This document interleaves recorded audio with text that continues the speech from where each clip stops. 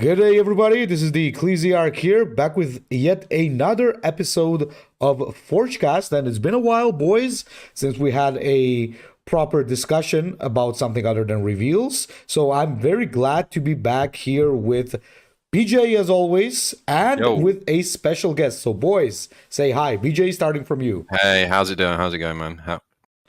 Doing great. Glad to have you back as always. And What's happening? And Yeah. fortunately, finally, people are not gonna be saying it's these two again, because we have a guest again. So Harry, say hi. What's happening, everyone? I'm Harry, Twitch streamer. Yeah, your Twitch handles, is it hard to carry, Harry?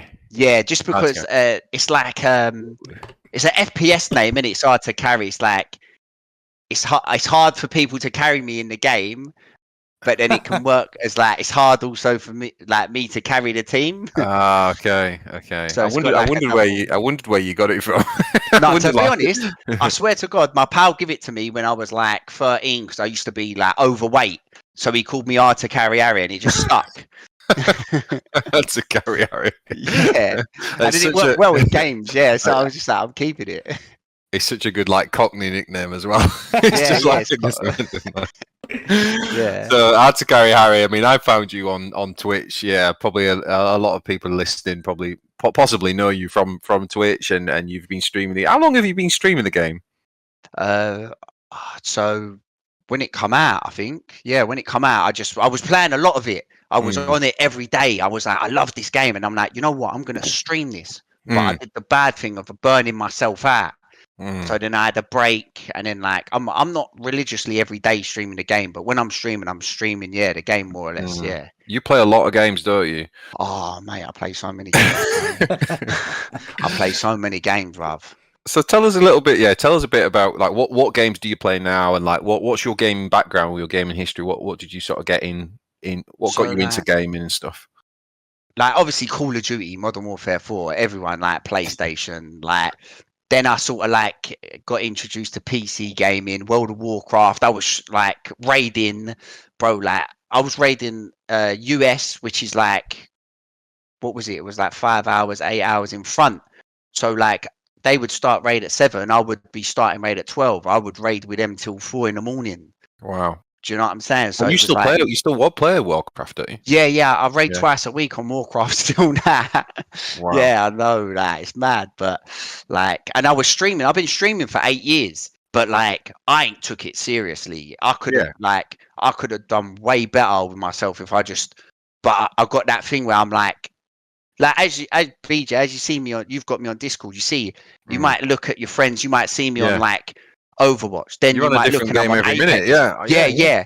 I'm just like I have to bounce between games. Like it's mad. Like I thought the Ecclesiarch was bad. He can't stick to one deck for more than 3 minutes, but you can't even stick to the same game for more than 3 minutes. Yeah, no, I don't know what it is. That I'm just it's mad. But so streaming. Yeah, I was like on and off streamer. Like basically, but. I do like that. I do like that Warpforge. Like it's got a soft spot. I've got a soft spot for it. And also, do you play Warhammer, like as in the tabletop? Do you collect? Do you know what? When I was young, young kid, I remember like I might have been in primary school, and like Warhammer was a thing that me and my pals all liked. But I never used to paint them because I was terrible at painting. I just used to stick them together and just have them like just not even like I always was like, oh, I'll paint them tomorrow. I didn't want to ruin them because I remember Gazgul, I remember going in the shop and seeing that and being like, oh, I need that. That's why he's got a soft spot in my heart when I see him in Warpforge, because it brings me back to when I was young and I got that big metal thing and like I cut myself sticking it together and like like that. Like I think he was at £12. I'm sure I paid £12 for him when I was in primary school. Yeah. He probably was, because I think I got some orc stuff when I was very young as well. And it was, it sounds about right. I mean, now, God knows, man, now they're pretty expensive. Don't know what he costs now, but it's way more. Probably, Well, it might have been £14. Because I remember that was my first ever Warhammer I bought. And did you go into a game? Was that in a game? Did you walk in a Games Workshop and? So the toy shop that I used to go to in my area, trade shop, and they sold them. Yeah, it was just like all toys, and then it had like a shelf for them, and we just all like. And then I could never play Warhammer because I liked the old orcs with the sword and the shields, you know, like the bow and the arrows. Sigma. Warhammer Fantasy, yeah. Is it Sigma? I swear, Sigma. Yeah, it's now Sigma. That was like before Sigmar. Yeah, Sigmar's the god in Warhammer Fantasy, basically. He's the god of the Empire and stuff. Yeah. Oh, so I collected them ones, the old ones, and then everyone else was collecting the ones with the guns. So I couldn't play with everyone. Yeah. Because we had two different, and I started collecting obviously the ones with the guns, but everyone's army was so more advanced than mine. So believe it or not, I used to play with the swords and the shields, and they used to play with the guns, and I just used to get battered, like. But we never done that in the actual shop. We used to like, my pal had like, he got the whole setup, like he had castles built and all that, you know, like all mad stuff. But I love Warhammer. It's sick, like it's wicked, like. Yeah. But I never really got into the game, like the actual game. Yeah. But if I ever walk past one, even now, if I walk past one of them Games Workshop, I'll go in there and I'll be in there for half an hour. Like I will, like just even now. Yeah, just have a chat, look at some of the new stuff. Like it's wicked, man.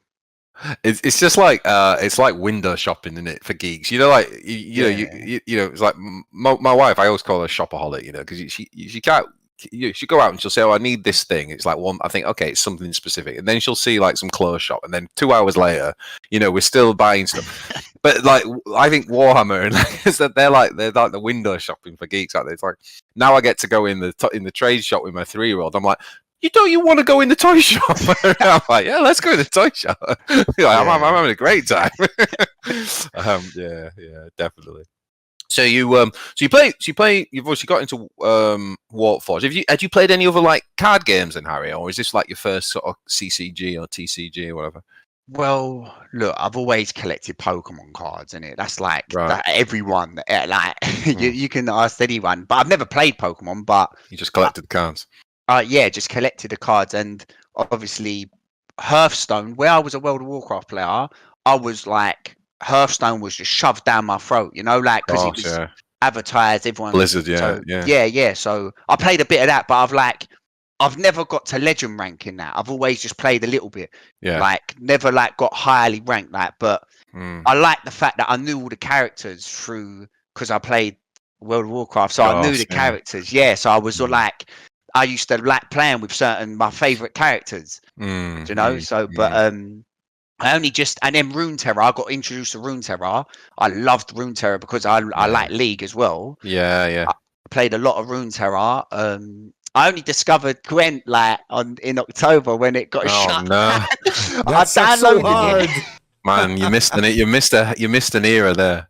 I know, I've downloaded it. I've started playing it. I'm like, oh my god, I actually fucking love this game. And then it's got shut down. Like they shut it down, and I'm fuming that. I know, that's crazy. Yeah. Oh man, don't get me started on Gwent. Yeah. So you've played quite a few, haven't you? I mean, in like you say, because Runeterra, if you played League and you played Warcraft and you know the characters, have you seen Arcane? Have you guys seen Arcane? Oh I watched Arcane. How good is that, man? Unbelievable. And I don't watch anime. Good. That's my first. Oh, I can't get over it, man. I seriously think it's one of the best series I've ever seen. Like, I think the quality is that good. Like the storytelling, the world building, the storytelling, that is like S tier. The story is meant to be that they're not even film directors, right? Like the people who actually made it, weren't they like just the staff who worked for Riot or something, and they ended up, they were going to like hire out this like big professional studio or whatever, and then I think all the staff were like, they wanted to do it because they know the world, they know the characters, and they had the ideas and stuff. And thank God they did, because that is unbelievable, that thing. You gotta love the one of my favorite things about Arcane was after like it came out and everybody like unanimously agreed that it was an amazing show. I loved all the memes like the person who just watched Arcane and thinks that League is gonna be just as good, and then goes into League of Legends, and then it's like this guy who already has neurosis after one day. So that is like, that cannot be more accurate, man. I played most of those games that Harry said as well, and like Arcane was very good, because when I watched Arcane, I had given up on League of Legends already for years because I just didn't have the nerve for that game. So it was amazing. I loved it. I loved the show. I loved the characters, which I saw they were built really well. Their personality development, yeah, it was a solid show. I'm just waiting for season 2 like crazy. Yeah, when's that coming? Uh, must be soon. This year? No, it's this year. I know, Is it? because I saw a teaser saying. Is it? Yeah, Oh, man, I can't think wait. I think second half of this year, like November or something. Yeah, and then of course, because this is not a Rune Terror podcast, but then of course we've got Henry Cavill's doing a 40k, the 40k movie. Oh isn't hell yes! I don't know when that. I don't know this year.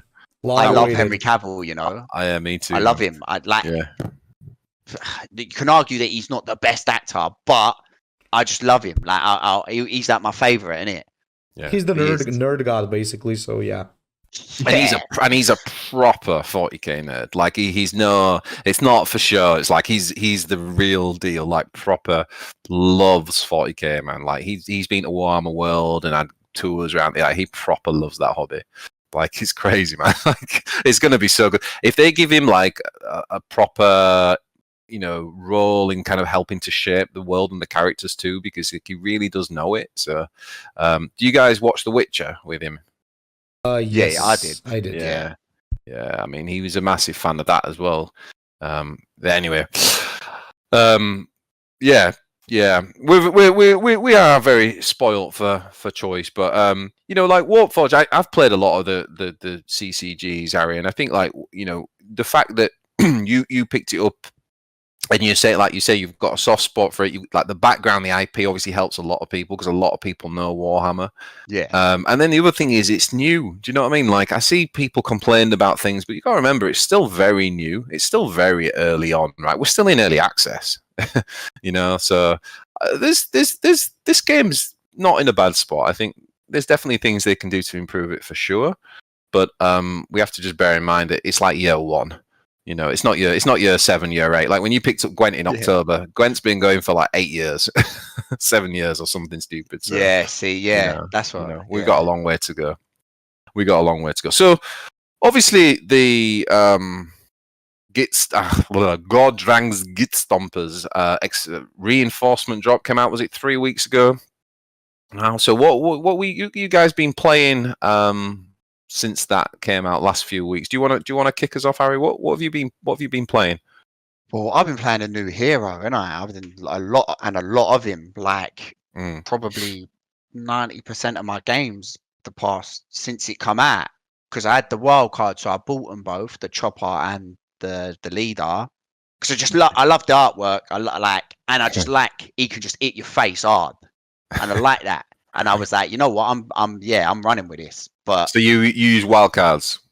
Yeah, I use the wild cards. Yeah. You've been saving your wild cards. Yeah. Okay. I regret not getting the Orc Knob now, but we're gonna get him. We'll get him. Yeah.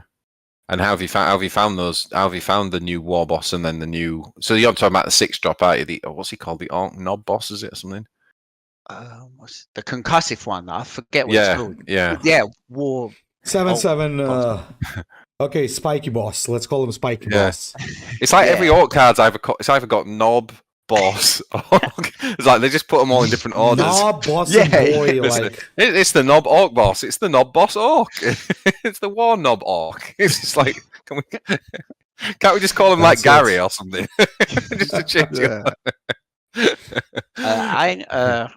No, what I had the vehicle. I tried making a lot of the vehicle. The 8 cross vehicle. I tried playing with that. I tried playing a lot of things.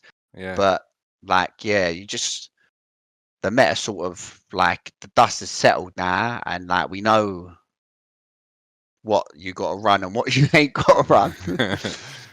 Yeah. What were your thoughts to Gordrang then? Because like when he first came out, and even when we did the reveal, Ecclesiarch was like, oh, this is just going to be insane. And I think that was the sentiment. I think people just thought this guy's going to be the new Gazgul, basically. Like December, everyone's going to just be running him. He's going to dominate ladder. But it doesn't seem like it's really worked out that way, has it? Whoa. Oh, it's I let Ecclesiarch, yeah, because hard to say, to be honest, because when it comes to me, when the season started, I was playing some Iliac Zephyrblade, having a lot of fun. Then did some Neurotrope control. I still haven't released a video on Neurotrope because I really haven't settled on what is the good deck. I have like many versions of it. Then after that, I decided to like try some Nemesaur Zandrek. And honestly speaking, after a few games, I realized that that extra card really does nothing. So I honestly think that Imhotep is still the way to go overall. And after that, I felt an immense boredom striking me because I mean, I love Warpforge. I'm totally here for it. I'm gonna keep making content for it. I'm waiting for it to grow. But right now, at some point, I felt like I was getting very bored. So I've been playing Tekken instead. So, and getting my sorry ass handed to me by some crazy maniacs all week. And after that, after like a sufficient amount of ass pounding, I realized that it's time to go back to Warpforge.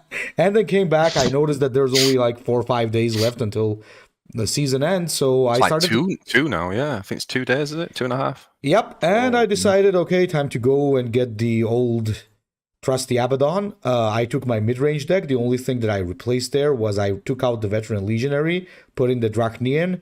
Reason for that being it's swarming with Abaddon in the mirrors. It's a really good card. And on top of that, it's really funny against the orcs because you put on Drachnian and suddenly Gordrang is like, oh, what do? Yeah. What do? That was me. And some of them actually realize that what you do is you put on that ability and you just ranged attack for stun, which is a great idea, but it's still very good because they cannot proper kill you properly because they are going to take more damage than they're going to deal. So Abaddon's been doing amazing right now. I know that Buggy is doing a different type of Abaddon. So if I have enough time to actually climb a little higher, maybe I'll see how my deck squares up against his. But right now, I'm like 100 points off top 50. Goal is to get to top 50. I've been seeing a lot of orcs. It's swarming once again. A lot of Gazgul, a lot of Grook, a lot of Gordrang. I've been seeing all three, but all three are being played with Grizzled Scarboy and stuff. So apparently that card ended up being stronger than I had anticipated, for sure. Yeah, it's that one. More on that later, I guess. So I would say orcs are still meta, for sure. Well, there are still Uriels running around, obviously, because it's Uriel. It's quick aggro and always works. Other than that, there's been a decrease in the number of Galens. I think that is mostly due to the fact that there's a lot of Abaddons running around, man. Like, the ladder is still dominated by Abaddons, but it was still dominated by Abaddons the previous season. Mostly not because he's the strongest warlord per se, but I think people just like chaos, I guess. Because I don't know, he's doing pretty well. So if I were to say what are the best warlords right now, I would say Gazgul, Gruk, and Gordrang are all really good. Maybe Gaz still tops it with 40 HP, I guess. The 40 HP does it. Uriel, and I would say followed up with Abaddon and Galen, perhaps. After that, it's just situational stuff. But man, I still gotta mention, I'm just surprised how well Duko does it, man. Like, he's still the 6th spot. He's still playing Imhotep, and how does he not go crazy? I have no idea. The guy is very dedicated. He plays his Imhotep really well, and yeah, I lost a couple of games against him with Abaddon. I think we're like I won 1 and I lost 2. So yeah, I guess Imhotep can still work. I wouldn't say that he's like meta, but this guy's making him work still. So yeah, I would say that's what I think about the meta. Maybe Gazgul. I don't know. I'm like divided between Gazgul and Gordrang. The problem is Gazgul's extra 5 HP is a big deal, while Gordrang can be super annoying because if it gets to the late game where you're running out of like resources slowly, that permanent stun is a big deal because At that point, he just keep you permanently stunned. And if he has that Grizzled Scarboy on, it's pretty disgusting, honestly. So both have, I guess, their advantages, just like Rook. Only Zax's Rook is crap now, so that's sad, but what can you do, man?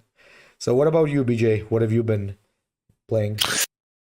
Yeah, I mean, to be honest, this has probably been, I would say, my favourite season.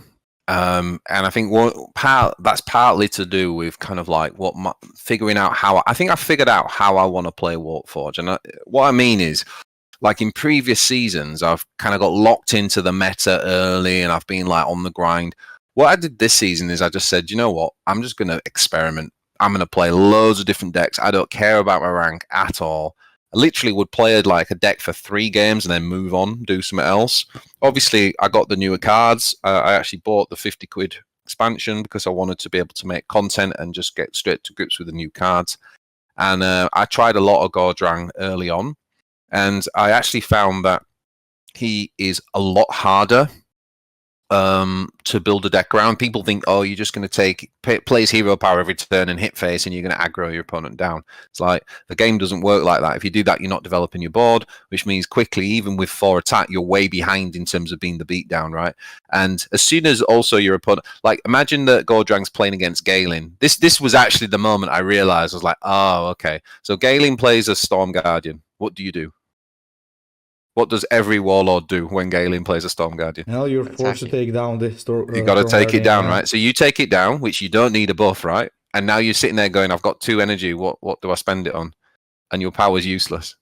And that is what made me realize, like, you've got to rethink how you use him. I created a deck. I literally created about 11 decks, and I had probably mild success with 1. The others were all crap. And then I eventually made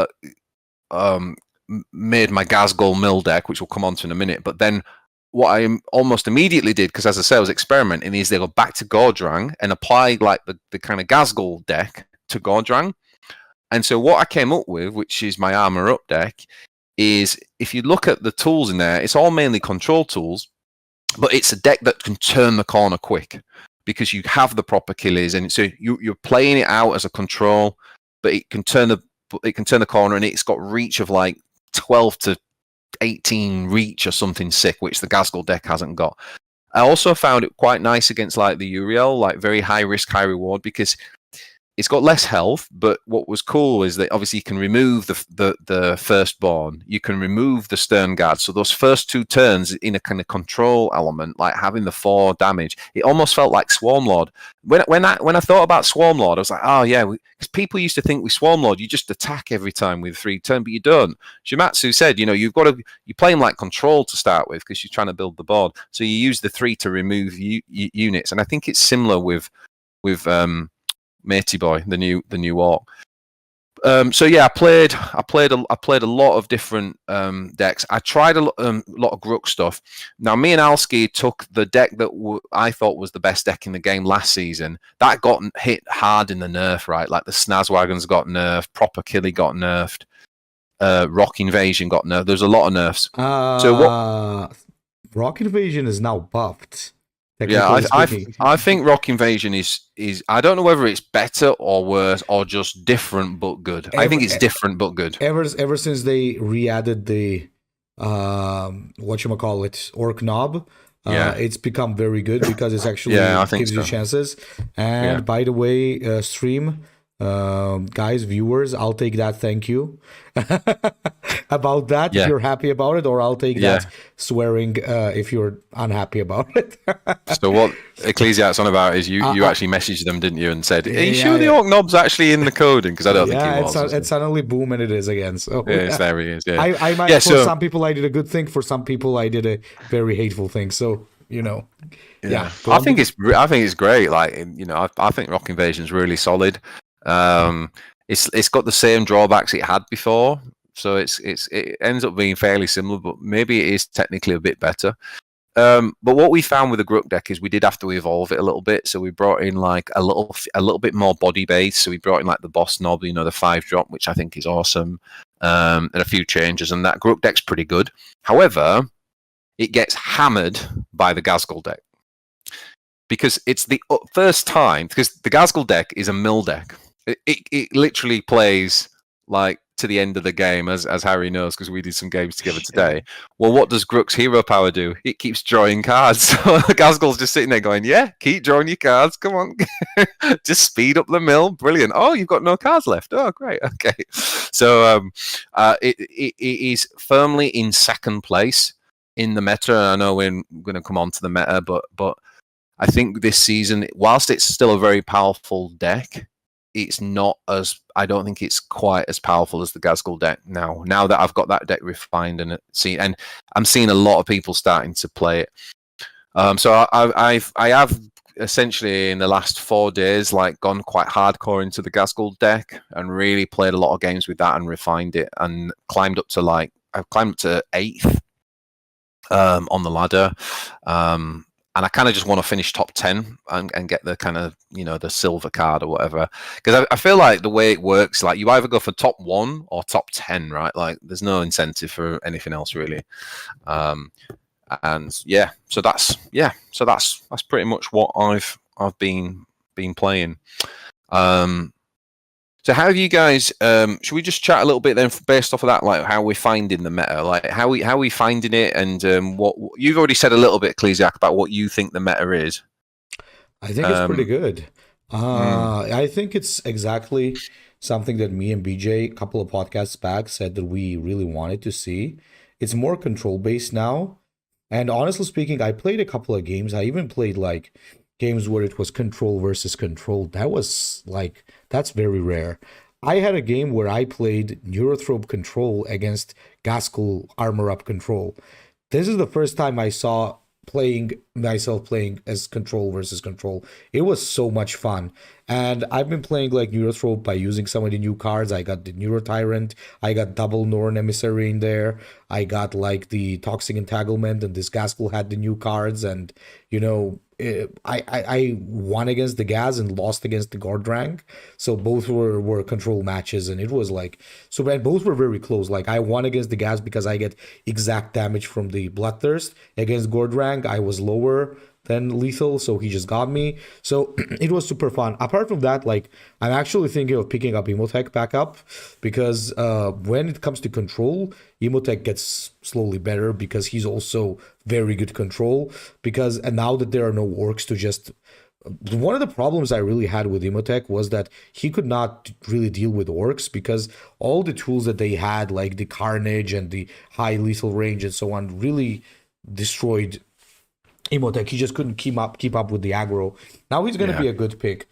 Now I've even seen some Kalgars being played. Well, Abaddon is obviously still pretty good, especially like I really like Puggy's idea on top of what kind of deck he's using, like the mix of mid-range control. So this meta is really something that we all, I guess, kind of wanted. I guess that there's still a thing that some warlords are still unplayable, like Zandrek's buff really did nothing.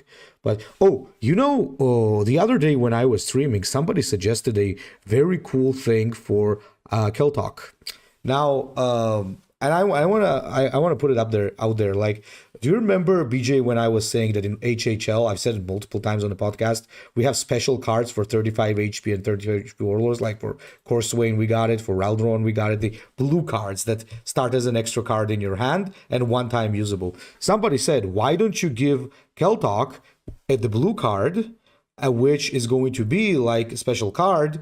It's one-time usage, you just use it and trigger a friendly troop spirit stone ability. That sounds so cool. Like, that would not be overpowered at all. That would be a one-time use, and it would solidify Keltalk as the control warlord for the Eldar, because currently I love him the most out of the Eldar, but he's currently not in a good spot because the tempo and aggro just outclass him. But now, if you have that, imagine you have a chance to drop like the you have the chance to drop, let's say, the 6 energy flank armor 2, and then maybe trigger that to give it armor 4, or you could just play a Hemlock and suddenly give it blast 10. There could be so many cool combos just by giving him that one extra card. It would be like really, really nice. What do you think about that, BJ? Because I promised the guy who wrote that I would put it out on the podcast. So what do you think?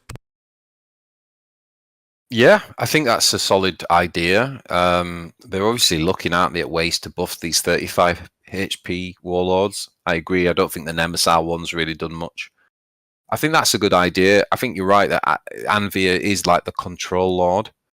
I actually think, there might be an Anvia more greedy control deck that you could do that would actually be surprisingly good right now. The meta, I'll tell you something, in the top 50, the meta is weird at the minute because I am playing more control matchups than I am playing against aggro. There's Uriel aggro. There's a Galen.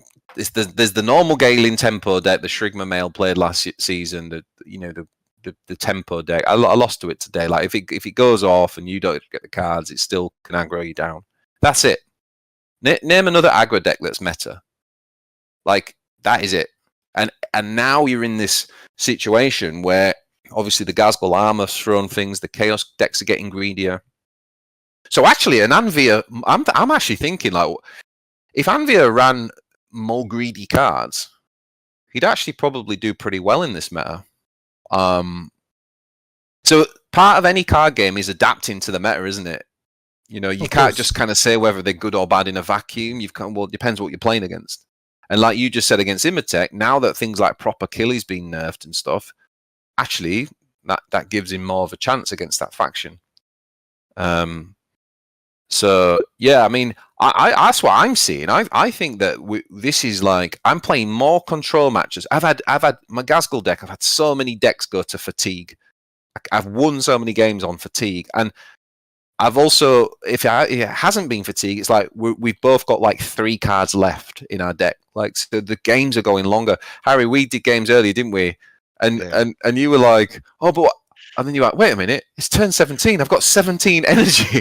I can play like 3 6-drops. Like that's the first time I've ever seen fatigue. That was the first time I've ever seen fatigue after playing the game for however long. That mate, it's people have been slow to adapt, I think, and to figure it out. But that card, that Grizzled Scarboy, has changed the game, and it is unbelievable what you can do if you get it early. Like obviously, if you don't get it early, and a Uriel or a Galen can just beat you down and still win.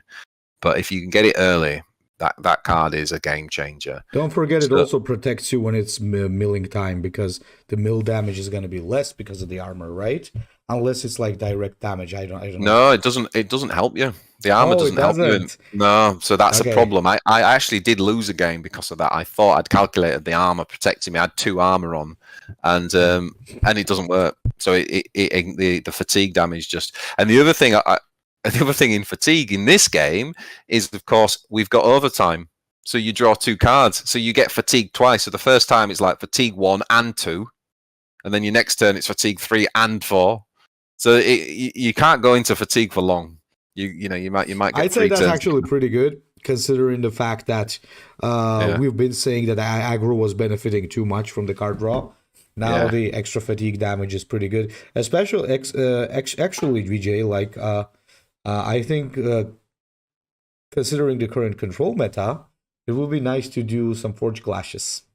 It's been a while, and I think we would actually put out some interesting long games. Oh, for sure. I'd love to do one.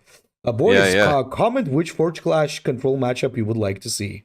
Yeah. By the way, just while we're at the topic, that's exactly why I think like these kinds of special cards are a good idea, like one-time usages, like to compensate for the lack of HP, because the extra card is cool, but it's not going to help every warlord. Like for Uriel, it was of course great because Uriel is an aggro warlord. He pushes, he needs to keep playing cards, and he should not go dry. So I think the extra card plus the card draw, the cheaper version of the card draw, really was a good idea. But with Nemesis, like, what does it give him? Nothing. Yeah, it would be much better if he had like some special card. I have no idea right now what it would be, but that would make him definitely like more interesting. Yeah, if it was like the extra card he gets is Resurrection Orb, that'd be awesome, right? Because it plays into the style of the deck. But something like that. Yeah. 100%. What do you think, Harry? What do you think to the meta this season compared to like previous seasons? What are you seeing? Well, I played a lot every season, and the one thing I'll say now is you never know what you're gonna get. Yeah. And before you knew exactly what you were getting, and now you you don't know who you're going to be like playing against, what faction. So I like that. I like that it's mixed up a bit. It keeps it a bit fresh. Because in the beginning it was just Space Marines, you know, and then then it changed, and it's like always been a bit one-sided. But now you never know who you're gonna get, to be honest. Yeah. And that's a good thing. That's so true. A lot more variety in there. Yeah, but I think so. That's another thing I thought. Yeah, like you say, like you're playing. Like I might play, and then I might get a bot game. Yeah, then another bot game, and like you play differently when you're playing against the bots. Yeah, and then like you go in against a normal, like an actual person. You've just played them 2 games with the bots, so your mindset is like set, and then you've got to play someone, and then like you lose because you're not like, yeah. That always gets me. Like, so like playing bots is a bad thing. It's not even a good thing because it just sets your mindset to like, yeah. I'm seeing that a ton of variety, and like it's really cool. The other thing that's quite interesting is like players like Buggy, right? So Buggy's been playing Abaddon like for 4 seasons, and he's gone top 50 a few times. But what you're seeing is these specialists now, these people who just picked a faction because that was their faction. Now the game's more balanced. These players are coming through now and being able to compete in the top 10. Whereas before it was like if you weren't playing Gazgul in December, you weren't getting in the top 10. And in November, if you weren't playing Calgar or other one, you definitely weren't getting in top 10. Yeah. Probably weren't getting top 20 in November. It was just all Ultramarines everywhere. It was crazy. So now that's quite nice. It's nice to see newer players coming up and doing well. The other thing as well, though, like I don't know whether you guys have clocked this, and just something that I kind of disagree with slightly, Ecclesiarch, to what you said earlier, is I've had a lot of people in streams and chats and, you know, in the video comments and stuff saying, oh, you know, orcs, oh, they're still broken, and these developers, blah, blah, blah, blah, blah. Well, I'll tell you now, 2 days ago, there wasn't one orc player in the top 10. That's when me and Buggy did our coaching recording, and there wasn't one orc player in the top 10. And now I think that there definitely will be, well, there is now, and there definitely will be some orc players in the top 10. But I think that it's a sign of 2 things. One is that people had failed to adapt the orcs.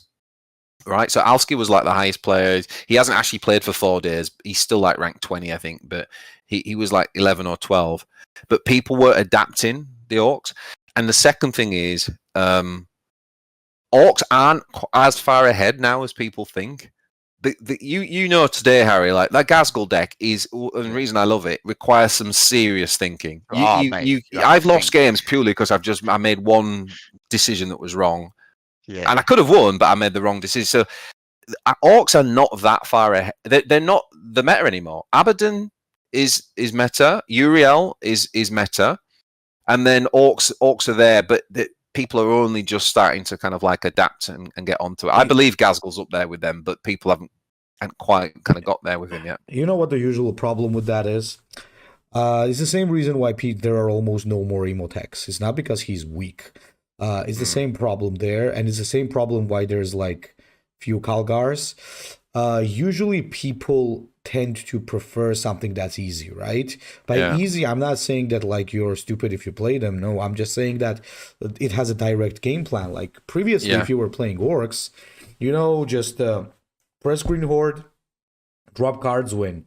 Press Proper Keeley, drop Makari, win. Press Rock Invasion, maybe win. So it was like they had many win buttons, if you know what I mean. Same thing with Necrons. Necrons had the win button via Tomb World and via the Scarabs, and they took the Scarabs away. They nerfed Tomb World a little bit. So now, even though Tomb World can still be a win button, now you have to really think on how you build and play your Necrons. You cannot just spam shit and just say, okay, I win. So once again, and with Orcs is the same, because they took away the Orc win conditions that were standard, which were like both were very unfair, to be honest. And now that you have to play proper control with the Orcs, it doesn't appeal to a lot of people because they can't really see how strong that is. It's the same with the Neurotrope, you know, compare Neurotrope with the Swarmlord, right? With Swarmlord, it's pretty straightforward, right? You just drop the thing, you just bloodthirsted and win. With Neurotrope, you can actually play for control. You can play a little more, you know, slow and so on.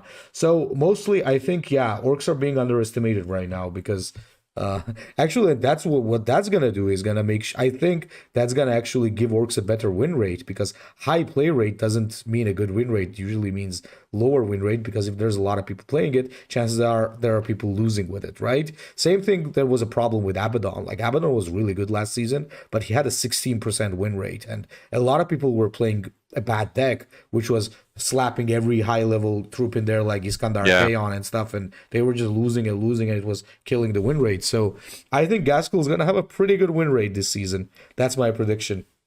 Yeah, I reckon Gordrang might have a poor win rate. Well, yes, because it's new and a lot of people are gonna struggle with it, but once it settles down, I think it's gonna be a pretty good warlord. I mean, it's like it has a pretty good ability, no matter how you put it.